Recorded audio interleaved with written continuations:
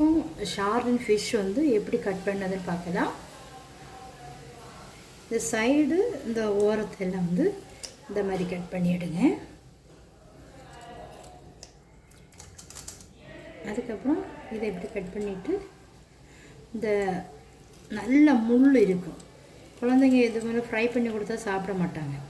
அதனால் இந்த சைடு ஓரத்தை நல்ல முள்ளை அப்படியே எடுத்துருங்க.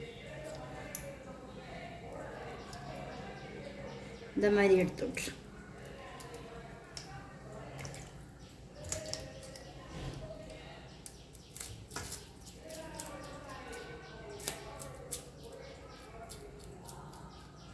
நம்ம கத்தியில் எடுக்கிறத விட இது ஈஸியாக வந்துடும். இந்த சிசரில் இது அந்த ஸ்லாம்பு எடுக்கிறதுக்கு வந்து கொடுத்துருக்காங்க.